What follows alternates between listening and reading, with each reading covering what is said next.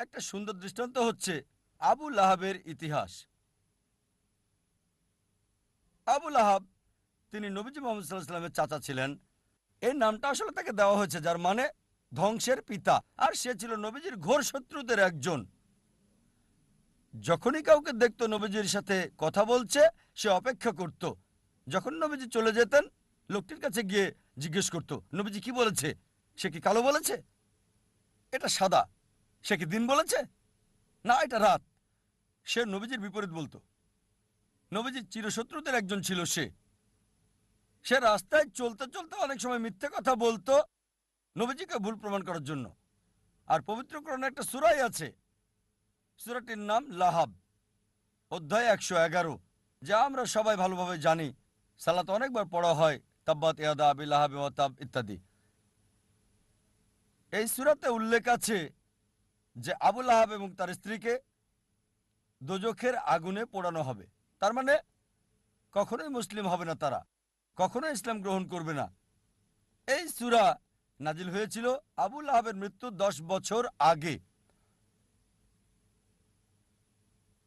যখন এই সূরা নাজিল হলো, একটা কাজ আবু লাহাব করলে, ইসলাম গ্রহণ করলে কোরআন ভুল প্রমাণিত হয়ে যেত। অথচ তার অনেক সাহাবী আর বন্ধুরা সেই 10 বছরের সময় ইসলাম গ্রহণ করেছিল। আবু লাহাব পরবর্তীতে 10 বছর পর বদরের যুদ্ধে মারা গেল। 10 বছর সময় হাতে ছিল তখন। এই 10 বছরে নবীজি তাকে নিয়মিত আহ্বান করতেন ইসলাম গ্রহণ করতে, তাহলে কোরআন ভুল প্রমাণিত হতো। খুব সহজ বিষয় ছিল, শুধু বললেই হতো আমি একজন মুসলিম, এতটুকুই। মুসলিমের মতো তাকে আচরণ করতে হতো না, তাকে নামাজ পড়তে হতো না, শুধু বললেই হতো যে আমি মুসলিম, যথেষ্ট। কোরআন ভুল প্রমাণিত হয়ে যেত। সহজ বিষয়, খুবই সহজ। অনেক সময় নবীজির বিরুদ্ধে মিথ্যে বলেছে, আরেকবার বললেই তো হতো, কোরআন মিথ্যে প্রমাণিত হতো। কিন্তু সে পারে নাই, কারণ কোরআনের রচয়িতা সর্বশক্তিমান ঈশ্বর। তিনি জানেন যে আবু লাহাব ইসলাম গ্রহণ করবে না। ফলসিফিকেশন টেস্ট 10 বছর। আরো ফলসিফিকেশন টেস্ট আছে, অনেক অনেক আছে এখানে। এটা উল্লেখ আছে সূরা বাকারা অধ্যায় 2 আয়াত 94 ও 95।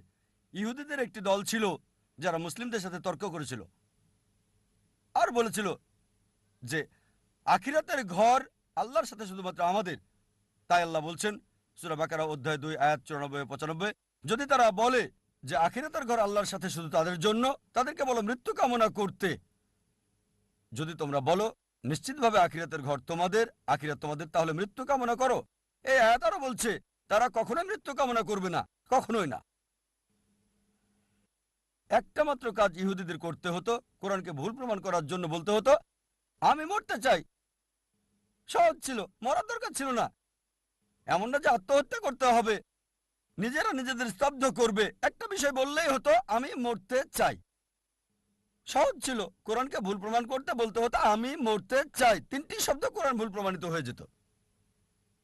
আল্লাহ বলেছেন সূরা বাকারা অধ্যায় 2 আয়াত 95 ও 96, তারা কখনোই মৃত্যু কামনা করবে না, তাদেরকে যদি 1000 বছরও বাঁচতে দেওয়া হয়। সহজ ছিল, খুবই সহজ ছিল কোরআনকে ভুল প্রমাণ করা। এই দুটো ফলসিফিকেশন টেস্ট হলো অতীতের ফলসিফিকেশন টেস্ট। আমাকে বলতে পারেন ভাই জাকির, এখন কোরআনকে ভুল প্রমাণ করতে চাই, এখন কিভাবে করব? এখন কি এটা করা যাবে? হ্যাঁ, সবার জন্য সুযোগ আছে। আল্লাহ বলেন সূরা মাইদা অধ্যায় 5 আয়াত 82 যে বিশ্বাসীদের জন্য তাদের আপনজন হচ্ছে ওই সমস্ত লোক যারা বলে আমরা খ্রিস্টান, আর ঘোর শত্রু হলো ওই সকল লোক যারা বলে আমরা ইহুদি আর মূর্তি পূজারী। কোরআন বলছে বিশ্বাসীদের ঘোর শত্রু হচ্ছে ইহুদি আর মূর্তি পূজারীরা, আর বিশ্বাসীদের কাছে লোক যারা বলে আমরা খ্রিস্টান। সামগ্রিকভাবে কোরআন সামগ্রিকভাবে কথা বলছে। অনেক ইহুদি আছে যারা ইসলাম গ্রহণ করেছে, হয়তো অল্প কিছু ইহুদি যারা খ্রিস্টানের চেয়ে ভালো, তবে সামগ্রিকভাবে কোরআন বলছে ইহুদিরা হচ্ছে মুসলিমদের শত্রু সামগ্রিকভাবে, আর খ্রিস্টানরা কাছাকাছি। একমাত্র বিষয়, কোরআনকে ভুল প্রমাণ করার জন্য পৃথিবীর সব ইহুদিরা একত্রিত হয়ে যদি বলতে পারে, ঠিক আছে চলো আমরা মুসলিমদের প্রতি ভালো হয়ে যাই কয়েক বছরের জন্য, খ্রিস্টানদের চেয়ে ভালো হবে, কোরআন ভুল প্রমাণিত হবে, খুব সহজ। পৃথিবীর সব ইহুদিরা একত্রিত হয়ে যাক ৩-৪ বছরের জন্য আর মুসলিমদের বন্ধু হয়ে যাক, তাহলে বলতে পারবে কোরআনের এই আয়াত সূরা মাইদা অধ্যায় ৫ আয়াত ৮২ ভুল। তারা এটা করবে না, এটা করতে পারবে না কখনোই। সহজ। আরো ফালসিফিকেশন টেস্ট রয়েছে। হয়তো বলবেন যে আমি ইহুদি না, তাহলে কিভাবে প্রমাণ করব যে কোরআন ভুল? আল্লাহ এই সুযোগ সবাইকে দিচ্ছেন। আল্লাহ পবিত্র কোরআনে বলেছেন সূরা ইসরা অধ্যায় ১৭ আয়াত ৮৮, তারা বলে সেটা রচনা করেছে, চেষ্টা করো আরেকটা কোরআন তৈরি করো। তুমি মনে করো মানুষ রচনা করেছে? এর মতো একটা কোরআন রচনা করো। চ্যালেঞ্জ দেওয়া হয়েছে সূরা তুর অধ্যায় ৫২ আয়াত ৩৪-এ। আল্লাহ তাআলা চ্যালেঞ্জ করেছেন যে এর মতো একটা কোরআন রচনা করো, কখনোই তোমরা তা করতে পারবে না। এমনকি যদি সব জিন এবং মানুষ জাতি একত্রিত হয়, তারা কোরআনের মতো আরেকটা রচনা করতে পারবে না আল্লাহর সাহায্য ছাড়া। এটা একটা চ্যালেঞ্জ। আবার আল্লাহ এই চ্যালেঞ্জকে সহজ করে দিয়েছেন। আল্লাহ বলেন সূরা হুদ অধ্যায় ১১ আয়াত ১৩, তারা বলে সেটা রচনা করেছে, ১০টা সূরা রচনা করো এর মতো করে।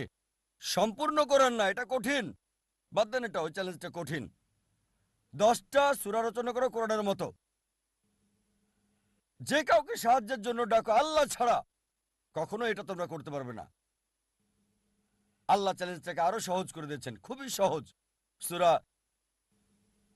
ইউনুস অধ্যায় ১০ আয়াত ৩৮, তারা বলে সে এটা রচনা করেছে, এর মতো একটা সূরা রচনা করো। একটা, পুরো কোরআন না, 10টা সূরা না, একটা সূরা এর মতো। সাহায্যের জন্য ডাকো তোমরা যাকে পছন্দ করো আল্লাহ ছাড়া, আর তোমরা তা পারবে না, কখনোই না, কখনোই পারবে না। এবার আল্লাহ চ্যালেঞ্জটাকে সহজ করে দিলেন। আল্লাহ বলেন সূরা বাকারা অধ্যায় ২ আয়াত ২৩ এবং ২৪-এ, আল্লাহ বলেন وإن كنتم في ريب مما نزلنا على عبدنا যদি তোমরা সন্দেহ করো যা আমি নাজিল করেছি আমার বান্দার প্রতি সময়ে সময়ে, فأتوا بسورة من مثلي একটা সূরা রচনা করো কিছুটা এর মতো করে। من مثلي এটা মিসলি না, মিম মিসলি, মানে কিছুটা অনুরূপ, ঠিক কোরআনের মতো না। চেষ্টা করো, রচনা করো একটা সূরা কোরআনের মতো করে। من مثلي وادعوا شهداءكم من دون الله إن كنتم صادقين।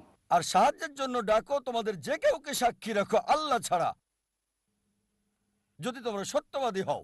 فإن لم تفعلوا তবে যদি তোমরা না পারো, ولن تفعلوا নিশ্চিত যে তোমরা পারবে না, তাহলে ভয় করো সেই আগুনকে যার জ্বালানি হবে মানুষ ও পাথর।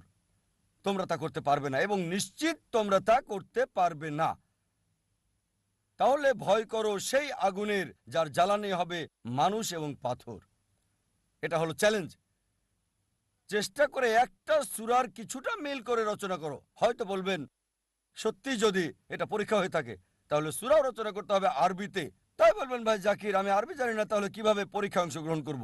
ঠিক আছে, যদি কোরআনের মতো সূরা রচনা করতে হয় এটা আরবিতে হতে হবে, ইংরেজিতে হবে না, ফ্রেঞ্চ হবে না, হিন্দি হতে পারবে না, উর্দু হতে পারবে না।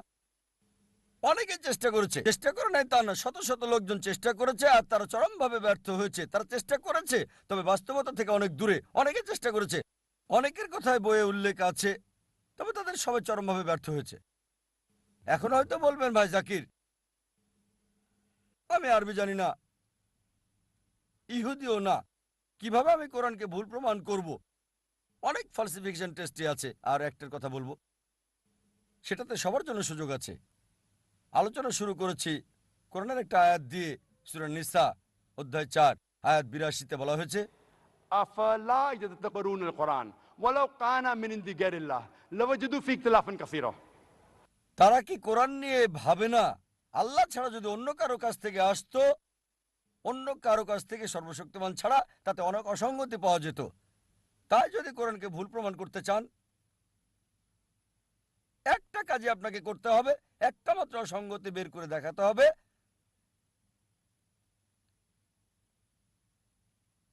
কেউ যদি কোরআনের একটা ভুল বের করতে পারে, কোরআন ভুল প্রমাণিত হবে।